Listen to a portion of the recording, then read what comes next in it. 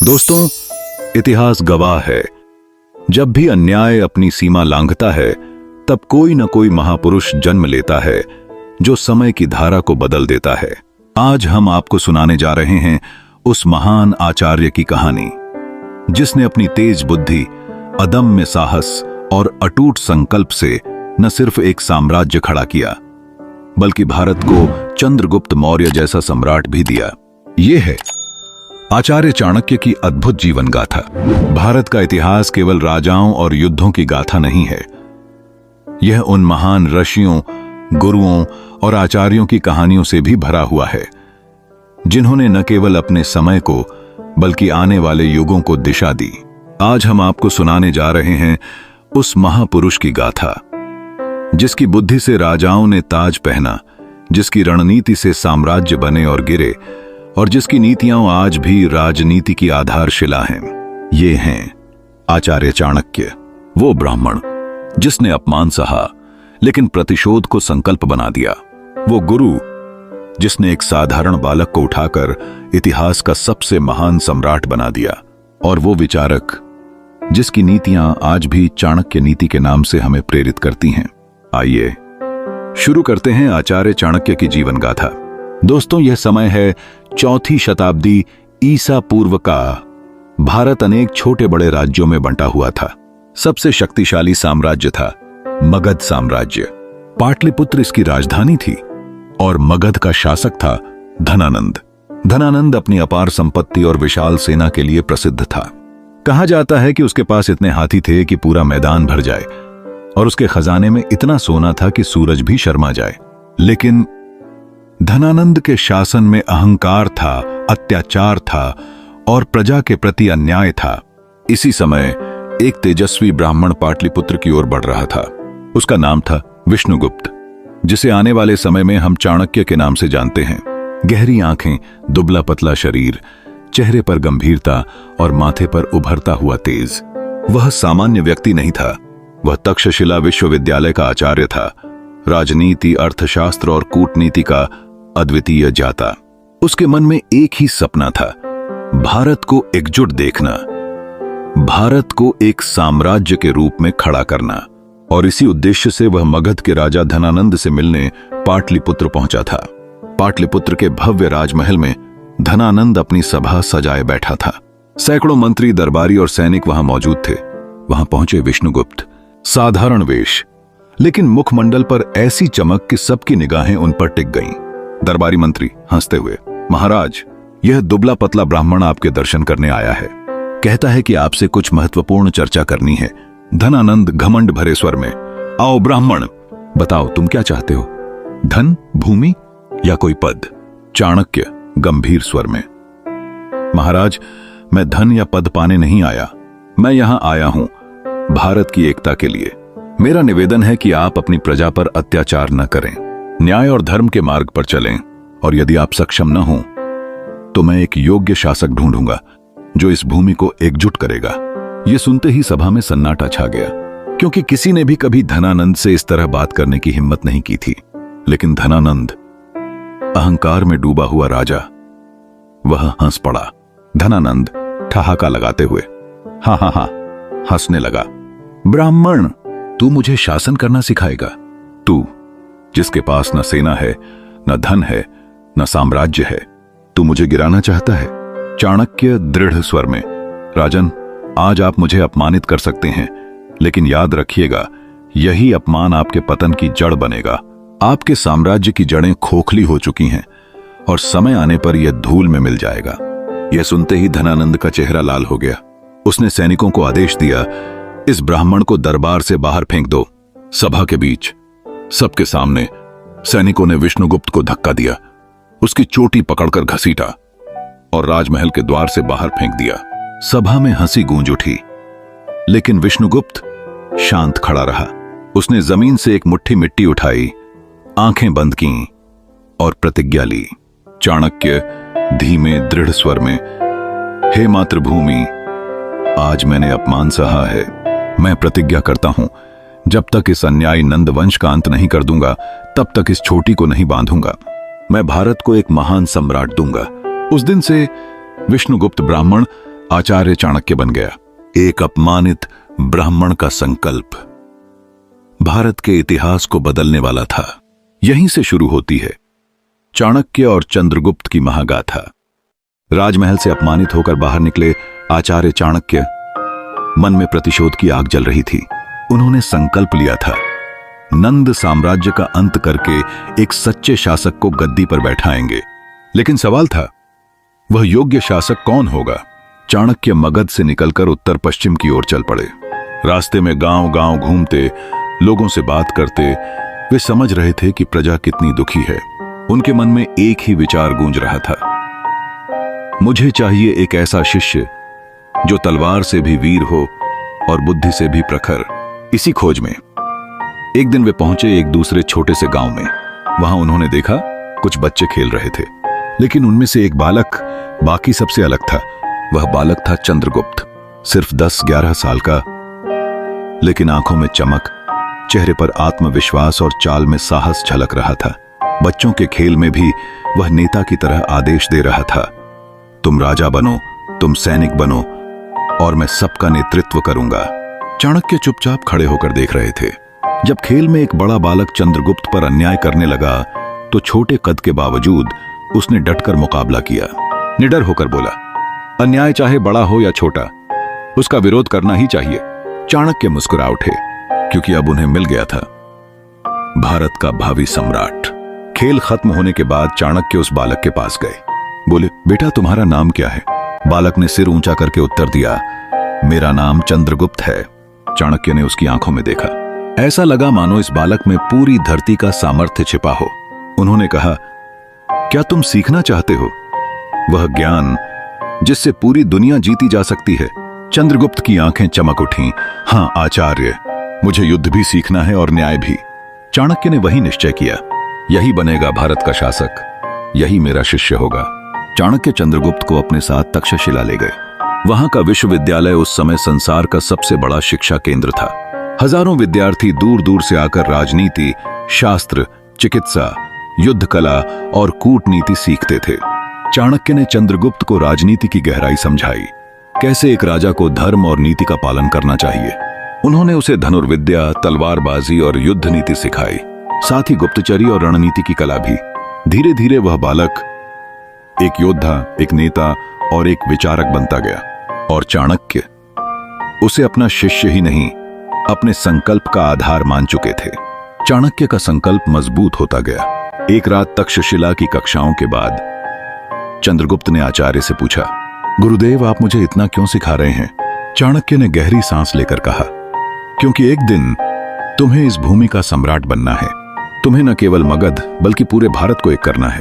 चंद्रगुप्त थोड़ी देर चुप रहा, फिर बोला, गुरुदेव मैं वचन देता हूं, अन्याय का अंत करूंगा, प्रजा को न्याय दूंगा और भारत को महान बनाऊंगा। चाणक्य की आंखें चमक उठीं। उनका संकल्प और भी दृढ़ हो गया। अब सिर्फ एक ही लक्ष्य था, धनानंद का अंत और चंद्रगुप्त का राज्याभिषेक। भाग्य ने गुरु और शिष्य को मिला दिया था। अब आने वाला समय भारत के इतिहास की सबसे बड़ी क्रांति का साक्षी बनने वाला था। युद्ध, रणनीति और बलिदान की इस गाथा में पहली बार चाणक्य और चंद्रगुप्त ने धनानंद को चुनौती दी।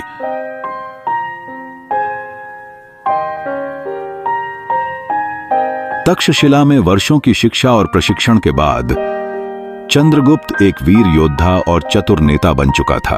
अब समय आ गया था उसके और आचार्य के संकल्प को परखने का। आचार्य चाणक्य ने कहा, शिष्य अब हमें मगध को चुनौती देनी होगी, तुम्हें धनानंद का सामना करना है। चंद्रगुप्त ने दृढ़ स्वर में उत्तर दिया, गुरुदेव मैं तैयार हूं, अन्याय का अंत करना ही मेरा धर्म है। चाणक्य और चंद्रगुप्त ने छोटे छोटे सैनिक दल इकट्ठे किए, गांव गांव से उत्साही युवकों को सेना में शामिल किया। चंद्रगुप्त उन्हें प्रेरित करता, यह युद्ध केवल हमारी जीत के लिए नहीं, यह हमारी प्रजा की आजादी के लिए है।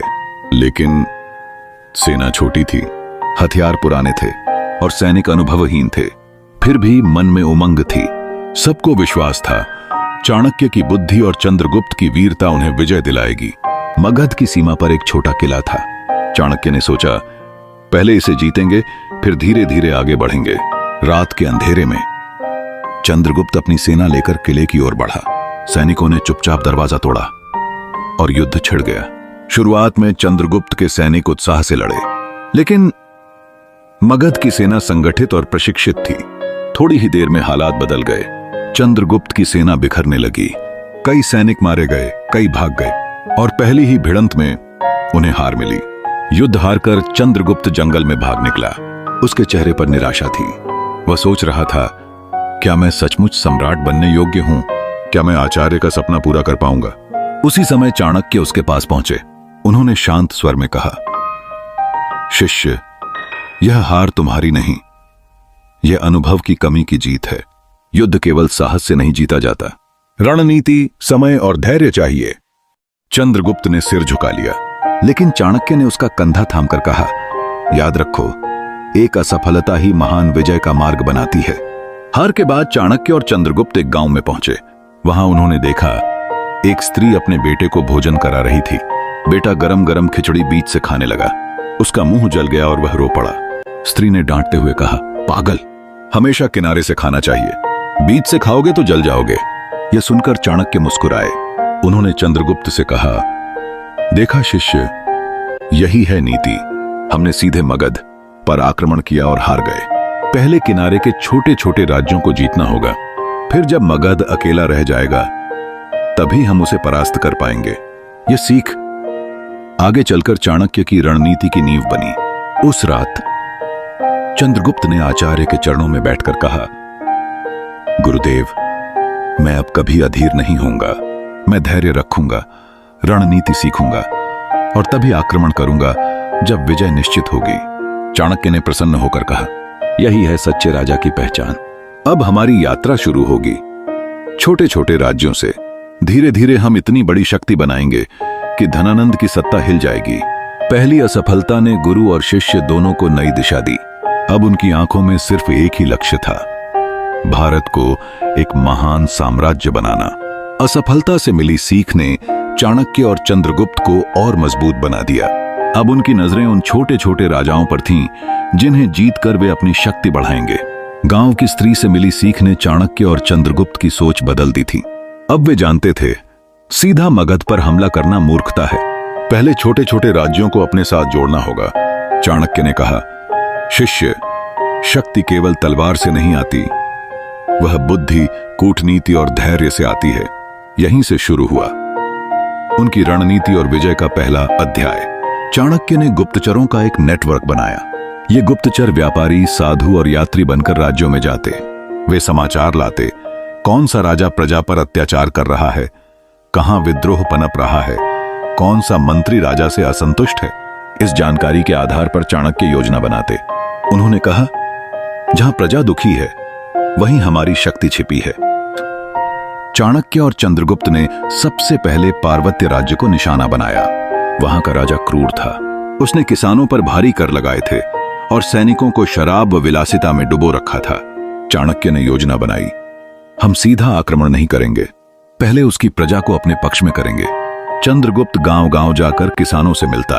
वह कहता, मैं तुम्हें कर मुक्त खेत और न्याय दूंगा, बस हमारे साथ खड़े हो जाओ। धीरे धीरे पूरी जनता चंद्रगुप्त के साथ हो गई। जब समय आया, चंद्रगुप्त ने अपने छोटे दल के साथ किले पर आक्रमण किया, लेकिन इस बार हालात अलग थे। गांव वाले भी साथ में उठ खड़े हुए। राजा की अपनी सेना ने भी विद्रोह कर दिया। थोड़े ही समय में पार्वत्य राज्य चंद्रगुप्त के अधीन आ गया। यह थी उनकी पहली विजय। जनता ने चंद्रगुप्त का स्वागत किया। चारों ओर से जयकार गूंज उठी, चंद्रगुप्त की जय, चंद्रगुप्त की जय। आचार्य चाणक्य मुस्कुराए और बोले, याद रखो शिष्य, युद्ध तलवार से नहीं जीता गया, यह प्रजा का दिल जीतकर जीता गया। पार्वत्य राज्य की विजय के बाद चाणक्य ने अपनी रणनीति और स्पष्ट की। उन्होंने कहा, हर राज्य को जीतने के 3 उपाय हैं। नंबर 1, यदि राजा अन्यायी है और जनता दुखी है, जनता को साथ लेकर युद्ध करो। नंबर 2, यदि राजा लालची है, उसके मंत्रियों को सोने से खरीद लो। नंबर 3, यदि राजा शक्तिशाली है, उसकी शक्तियों को आपस में भिड़ा दो। यह नीति आगे चलकर चाणक्य नीति के नाम से अमर हो गई। धीरे धीरे चंद्रगुप्त और चाणक्य ने कई छोटे राज्यों पर कब्जा कर लिया। कुछ जगह जनता ने उनका साथ दिया, कुछ जगह सेनाओं ने बिना युद्ध किए आत्मसमर्पण कर दिया। कुछ जगह सोना और कूटनीति ने जीत दिला दी। हर जीत के बाद चंद्रगुप्त की सेना बड़ी होती गई। जहां पहले उनके पास 100 सैनिक थे, अब उनके पास हजारों योद्धा थे। जनता उन्हें केवल योद्धा नहीं बल्कि उद्धारक मानने लगी। जहां भी वे जाते लोग कहते, यह वही हैं जो हमें धनानंद की क्रूरता से बचाएंगे। भाई, जैसे जैसे चंद्रगुप्त की शक्ति बढ़ती गई, वैसे वैसे धनानंद का भय भी बढ़ता गया।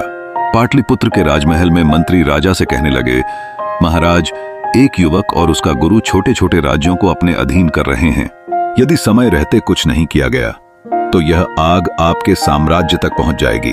धनानंद ने क्रोध में कहा, एक साधु और एक लड़का मेरी सत्ता को चुनौती देंगे, मैं उन्हें कुचल दूंगा। लेकिन चाणक्य और चंद्रगुप्त जानते थे, अब असली संघर्ष दूर नहीं है। अब तक चाणक्य और चंद्रगुप्त ने रणनीति से कई छोटे राज्यों को जीत लिया था। उनकी सेना और प्रभाव इतना बढ़ चुका था कि पाटलिपुत्र की गद्दी डगमगाने लगी। मगध की गद्दी पर बैठे धनानंद को लगने लगा था कि उसकी सत्ता अब खतरे में है, क्योंकि एक साधु और एक युवक धीरे धीरे राज्यों को अपने अधीन कर रहे थे। लेकिन धनानंद नहीं जानता था कि उसकी हार तलवार से नहीं बल्कि उसके ही महल की दीवारों के भीतर से शुरू होने वाली है। आचार्य चाणक्य मुस्कुराए और बोले, याद रखो शिष्य, युद्ध तलवार से नहीं जीता गया, यह प्रजा का दिल जीतकर जीता गया। पार्वत्य राज्य की विजय के बाद चाणक्य ने अपनी रणनीति और स्पष्ट की। उन्होंने कहा, हर राज्य को जीतने के 3 उपाय हैं। नंबर 1, यदि राजा अन्यायी है और जनता दुखी है, जनता को साथ लेकर युद्ध करो। नंबर 2, यदि राजा लालची है, उसके मंत्रियों को सोने से खरीद लो। नंबर 3, यदि राजा शक्तिशाली है, उसकी शक्तियों को आपस में भिड़ा दो। तो यह नीति आगे चलकर चाणक्य नीति के नाम से अमर हो गई। धीरे धीरे चंद्रगुप्त और चाणक्य ने कई छोटे राज्यों पर कब्जा कर लिया। कुछ जगह जनता ने उनका साथ दिया, कुछ जगह सेनाओं ने बिना युद्ध किए आत्मसमर्पण कर दिया, कुछ जगह सोना और कूटनीति ने जीत दिला दी। हर जीत के बाद चंद्रगुप्त की सेना बड़ी होती गई। जहां पहले उनके पास 100 सैनिक थे, अब उनके पास हजारों योद्धा थे। जनता उन्हें केवल योद्धा नहीं बल्कि उद्धारक मानने लगी। जहां भी वे जाते लोग कहते, ये वही हैं जो हमें धनानंद की क्रूरता से बचाएंगे। वह जैसे जैसे चंद्रगुप्त की शक्ति बढ़ती गई, वैसे वैसे धनानंद का भय भी बढ़ता गया। पाटलिपुत्र के राजमहल में मंत्री राजा से कहने लगे, महाराज, एक युवक और उसका गुरु छोटे छोटे राज्यों को अपने अधीन कर रहे हैं। यदि समय रहते कुछ नहीं किया गया तो यह आग आपके साम्राज्य तक पहुंच जाएगी। धनानंद ने क्रोध में कहा, एक साधु और एक लड़का मेरी सत्ता को चुनौती देंगे, मैं उन्हें कुचल दूंगा। लेकिन चाणक्य और चंद्रगुप्त जानते थे, अब असली संघर्ष दूर नहीं है। अब तक चाणक्य और चंद्रगुप्त ने रणनीति से कई छोटे राज्यों को जीत लिया था। उनकी सेना और प्रभाव इतना बढ़ चुका था कि पाटलिपुत्र की गद्दी डगमगाने लगी। मगध की गद्दी पर बैठे धनानंद को लगने लगा था कि उसकी सत्ता अब खतरे में है, क्योंकि एक साधु और एक युवक धीरे धीरे राज्यों को अपने अधीन कर रहे थे। लेकिन धनानंद नहीं जानता था कि उसकी हार तलवार से नहीं बल्कि उसके ही महल की दीवारों के भीतर से शुरू होने वाली है। चाणक्य ने अपने गुप्तचरों को पाटलिपुत्र की गलियों तक फैला दिया। ये गुप्तचर कभी व्यापारी बनकर, कभी साधु, तो कभी सैनिकों के नौकर बनकर राजमहल तक पहुंच जाते। धीरे धीरे उन्हें पता चला, राजा के मंत्री आपस में ईर्ष्या करते हैं। कोई धन के लालच में है, कोई पद के। राजा के सैनिक भी उसके अत्याचार से खुश नहीं हैं। चाणक्य ने मुस्कुराकर कहा, अब समय आ गया है बीज बोने का, फसल समय आने पर खुद उग जाएगी। चाणक्य ने गुप्त रूप से कुछ मंत्रियों को सोने की थैलियां भेजी, कुछ को सत्ता के सपने दिखाए, कुछ के कानों में फुसफुसाया कि महाराज धनानंद तुम्हें महत्व नहीं देते, तुम उनसे बेहतर हो। धीरे धीरे दरबार में फूट पड़ने लगी। मंत्री एक दूसरे पर शक करने लगे और यह सब धनानंद को समझ भी नहीं आया। राजमहल की दीवारों के भीतर अब हर कोई दूसरे से डरने लगा था। दूसरी ओर चाणक्य ने जनता में विद्रोह की चिंगारी जगाई। उन्होंने गुप्तचरों से अफवाहें फैलवाईं। धनानंद तुम्हारा सोना छीनकर महल में रखता है और धनानंद तुम्हारे बच्चों को युद्ध में झोंकेगा। इन बातों से जनता का गुस्सा और बढ़ गया। गली गली में लोग धीमे स्वर में बगावत की बातें करने लगे। राजधानी पाटलिपुत्र का हर कोना मानो बारूद से भर गया था। बस एक चिंगारी की देर थी। चाणक्य जानते थे, अगर सेना वफादार रही तो धनानंद जीत जाएगा। इसलिए उन्होंने सैनिकों को भी निशाना बनाया। कुछ सैनिकों को सोना देकर खरीदा गया, कुछ को मदिरा और स्त्रियों में डुबो दिया गया और कुछ को यह विश्वास दिलाया गया, राजा तुम्हें बलि का बकरा बना देगा। धीरे धीरे मगध की विशाल सेना अंदर से खोखली होने लगी। इतनी सारी समस्याओं के बावजूद धनानंद अपने घमंड में चूर था। वह हर रोज सोने की गिनती करता, नई नई दासियों को महल में लाता और प्रजा की आवाज को दबाता। उसके दरबार में झगड़े होते, मंत्री आपस में लड़ते, लेकिन धनानंद केवल हंसकर कहता, मेरे पास सोना है, सोना ही मेरी सबसे बड़ी सेना है। उसे क्या पता था कि सोना ही उसकी सबसे बड़ी कमजोरी भी बन चुका है। एक रात चाणक्य और चंद्रगुप्त ने अपने सबसे विश्वसनीय सहयोगियों को बुलाया। एक गुप्त गुफा में दीपक जलाए गए। चारों ओर छोटे राजाओं के दूत बैठे थे। चाणक्य ने पाटलिपुत्र के नक्शे पर हाथ रखते हुए कहा, मगध साम्राज्य विशाल है, लेकिन इसकी नींव खोखली हो चुकी है। मंत्री बन चुके हैं, जनता असंतुष्ट है, सेना का मनोबल टूटा है। अब समय है अंतिम वार का। चंद्रगुप्त ने तलवार उठाई और कहा, गुरु, बस आदेश दीजिए, मैं पाटलिपुत्र की गद्दी हिला दूंगा। बुरो इस तरह चाणक्य ने केवल रणनीति और गुप्तचरी के बल पर धनानंद के साम्राज्य को भीतर से खोखला कर दिया। अब युद्ध की अगली घड़ी आने वाली थी। वह घड़ी जब चंद्रगुप्त मौर्य और चाणक्य सीधे पाटलिपुत्र की ओर बढ़ेंगे, और यही होगा मगध साम्राज्य का अंत और मौर्य साम्राज्य की शुरुआत।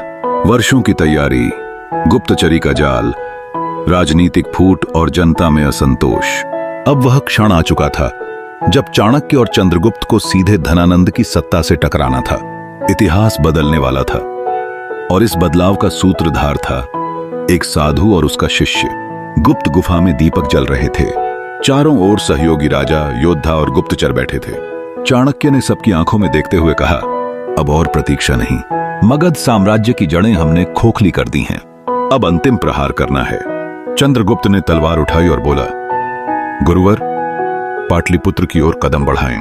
सभा में बैठे हर योद्धा ने हाथ उठाकर प्रतिज्ञा ली, जब तक धनानंद का अंत नहीं होता हम चैन से नहीं बैठेंगे। अगले ही सप्ताह चारों दिशाओं से सेनाएं निकल पड़ीं। पश्चिम से छोटे छोटे राज्यों की टुकड़ियां, उत्तर से चंद्रगुप्त की सेना और दक्षिण से सहयोगी योद्धा। हजारों सैनिक नगाड़ों की गूंज के साथ पाटलिपुत्र की ओर बढ़ने लगे। जनता चुपचाप देख रही थी, लेकिन उनके दिलों में एक ही प्रार्थना थी, हे भगवान, इस बार अत्याचारी धनानंद का अंत हो। राजधानी पाटलिपुत्र में खबर पहुंची, चंद्रगुप्त और चाणक्य सेनाओं के साथ आ रहे हैं। राजमहल में हलचल मच गई। कुछ मंत्री डर गए, कुछ भागने का रास्ता ढूंढने लगे, लेकिन धनानंद हंस पड़ा, ये बालक मुझे हराएगा। मेरी स्वर्ण भरी तिजोरियां मेरी ढाल हैं, मेरी सेना अजेय है। वह नहीं जानता था कि उसकी सेना पहले से ही टूट चुकी है। पाटलिपुत्र के बाहर मैदान में दोनों सेनाएं आमने सामने आ गईं। एक ओर धनानंद की विशाल सेना, हाथियों की गर्जना, घोड़ों की टापें और नगाड़ों की आवाज। दूसरी ओर चंद्रगुप्त की सेना, अनुशासन से भरी, जोश से लबरेज और नेतृत्व में चाणक्य की रणनीति। युद्ध शुरू हुआ। तलवारों की टकराहट, भालों की चमक और युद्ध भूमि में गगनभेदी शंखनाद। लेकिन जैसे ही युद्ध तेज हुआ, अद्भुत दृश्य सामने आया। धनानंद की सेना के कई सैनिक बीच युद्ध में ही पीछे हट गए। कुछ ने चंद्रगुप्त की सेना का साथ दे दिया, कुछ हथियार डालकर भाग खड़े हुए। चाणक्य की चाल कामयाब हो रही थी। धनानंद का गर्व, उसकी ही सेना अब उसके खिलाफ खड़ी थी। धनानंद ने चीखते हुए अपने हाथियों को आगे बढ़ाया, लेकिन चाणक्य पहले से तैयार थे। उन्होंने सैनिकों को आदेश दिया, हाथियों को आग से डराओ। अचानक जलती मशालें और आग के गोले हाथियों पर फेंके गए। हाथी घबराकर पीछे भागे और अपनी ही सेना को रौंदने लगे। युद्ध भूमि में अफरा तफरी मच गई। धनानंद पीछे हटने पर मजबूर हुआ और इसी तरह चंद्रगुप्त ने अपनी पहली बड़ी जीत हासिल की। युद्ध भूमि के बीच चाणक्य ने सैनिकों को संबोधित किया, यह जीत केवल तलवार की नहीं, बल्कि नीति और धैर्य की जीत है। याद रखो, जो अत्याचार करता है वह अपने ही घमंड से गिरता है, और जो धैर्य से लड़ता है उसे विजय अवश्य मिलती है। सैनिकों ने जय चंद्रगुप्त और जय चाणक्य के नारे लगाए, लेकिन यह केवल शुरुआत थी। पाटलिपुत्र की दीवारें अब भी खड़ी थीं। धनानंद अब भी जीवित था। अगला युद्ध और भी भयंकर होने वाला था। इस जीत पर मौर्य साम्राज्य की नींव रखी गई। धनानंद की सत्ता पहली बार कांपी, लेकिन असली निर्णायक युद्ध अभी बाकी था। और वही युद्ध तय करेगा भारतवर्ष का भविष्य। धनानंद की पहली हार ने पाटलिपुत्र की नींव हिला दी थी, लेकिन अभी युद्ध समाप्त नहीं हुआ था। राजधानी की विशाल दीवारें, राजमहल का स्वर्णिम किला और धनानंद की बची खुची शक्ति सब अब भी मौजूद थे। अब निर्णायक युद्ध होना था, युद्ध जो तय करेगा भारतवर्ष का भविष्य। रात गहरी थी। चंद्रगुप्त और चाणक्य ने किले की दीवारों को देखा। दीवारें इतनी ऊंची थीं कि सीधे चढ़ना असंभव था। चंद्रगुप्त ने कहा, गुरुवर, इन्हें तोड़ना कठिन है। चाणक्य मुस्कुराए और कहा, राजाओं की सबसे बड़ी ताकत उनकी जनता होती है और जनता धनानंद से नफरत करती है। किले का द्वार अंदर से खुलेगा जब जनता खुद चाह लेगी। फिर उन्होंने गुप्तचरों को आदेश दिया, किले के भीतर संदेश पहुंचाओ कि चंद्रगुप्त स्वतंत्रता दिलाने आया है। अगली सुबह पाटलिपुत्र के भीतर हलचल थी। गरीब नागरिक और व्यापारी बातें करने लगे, चंद्रगुप्त आ रहा है, धनानंद का अंत होने वाला है। महिलाएं बच्चों को लेकर मंदिर में प्रार्थना करने लगीं। कई सैनिक जिनके परिवार धनानंद के अत्याचार से पीड़ित थे, गुपचुप चंद्रगुप्त से मिलने बाहर आ गए। जनता के मन में पहली बार आशा जगी और यही चाणक्य की सबसे बड़ी विजय थी। फिर वह दिन आया। पाटलिपुत्र के बाहर दोनों सेनाएं आमने सामने खड़ी थीं। धनानंद अपने हाथी पर सवार था। उसने ऊंचे स्वर में कहा, बालक चंद्रगुप्त, तुझे आज मैं कुचल डालूंगा। चंद्रगुप्त ने तलवार उठाई और उत्तर दिया, धनानंद, आज तेरा अहंकार गिरेगा। शंखनाद हुआ और निर्णायक युद्ध शुरू हो गया। युद्ध में भाले चमकने लगे, तलवारें टकराईं, हाथियों की गर्जना और घोड़ों की टापों से धरती कांप उठी। धनानंद की सेना पूरी ताकत से लड़ी, लेकिन चंद्रगुप्त की अनुशासित सेना हर मोर्चे पर उन्हें पछाड़ रही थी। चाणक्य दूर खड़े थे, हर चाल को ध्यान से देख रहे थे। जहां कहीं संकट आता, वहां उनका गुप्तचर तुरंत सहायता पहुंचा देता। युद्ध भूमि एक महाकाव्य दृश्य बन गई थी। घंटों तक युद्ध चलता रहा। आखिरकार धनानंद का घमंड टूटने लगा। उसके सैनिक लगातार हार मानते जा रहे थे। उसके हाथी घायल होकर भाग रहे थे। महल की ओर से भी कोई मदद नहीं आई। धनानंद ने तलवार उठाई, लेकिन तभी चंद्रगुप्त सीधे उसके सामने आ गया। दोनों के बीच भीषण युद्ध हुआ। आखिरकार धनानंद की तलवार उसके हाथ से छूट गई। वह घुटनों पर गिर पड़ा। चंद्रगुप्त ने तलवार उठाई, लेकिन तभी चाणक्य ने हाथ उठाकर कहा, नहीं, रक्त से केवल और रक्त जन्म लेता है। धनानंद, तेरे अत्याचार ने जनता को तोड़ा है। आज तेरा साम्राज्य समाप्त है, लेकिन तुझे प्रायश्चित का अवसर मिलेगा। धनानंद को अपमानित होकर राजधानी छोड़नी पड़ी। वह इतिहास के पन्नों में मिट गया। फिर पाटलिपुत्र के महल में जनता जमा हुई। चंद्रगुप्त को राजगद्दी पर बिठाया गया। जनता ने एक स्वर में कहा, जय मौर्य साम्राज्य। चाणक्य ने सिर झुकाकर कहा, आज से भारतवर्ष का भविष्य बदल गया है। यह साम्राज्य केवल सत्ता का नहीं, बल्कि नीति और धर्म का होगा। इस तरह मौर्य साम्राज्य की नींव रखी गई। भारतवर्ष को पहली बार एक सशक्त और एकीकृत साम्राज्य मिला, और इसके सूत्रधार थे आचार्य चाणक्य। जिस आचार्य को कभी अपमानित करके दरबार से निकाला गया था, आज वही साधु इतिहास का निर्माता बन गया।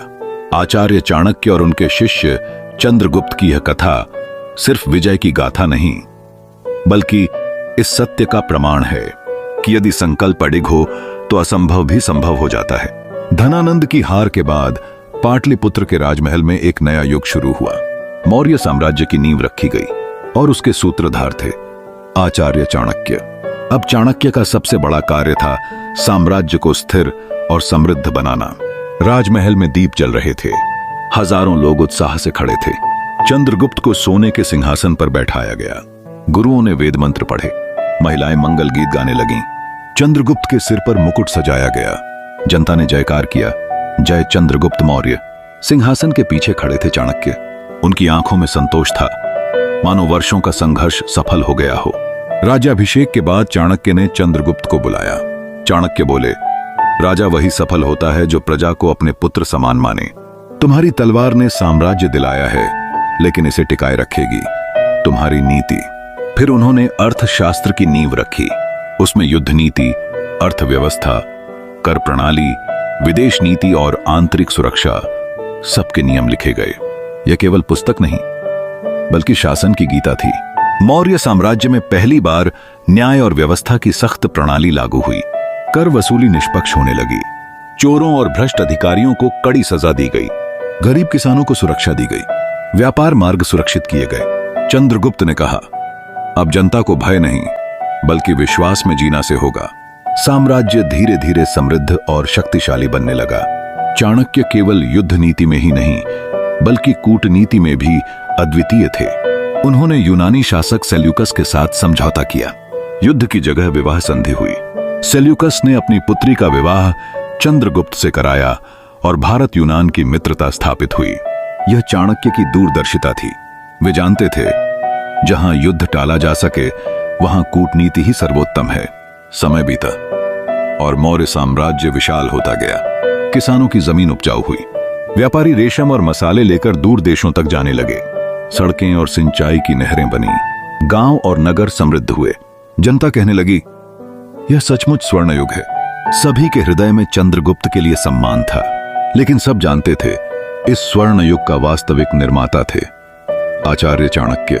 जब साम्राज्य स्थिर हो गया, चाणक्य ने महल से दूरी बना ली। वे साधारण जीवन जीते रहे। एक साधु की तरह झोपड़ी में रहते, सरल भोजन करते और शिष्यों को शिक्षा देते। कई बार चंद्रगुप्त ने आग्रह किया, गुरुवर आप महल में रहिए। लेकिन चाणक्य ने कहा, मैं महल के लिए नहीं, राष्ट्र के लिए जन्मा हूं।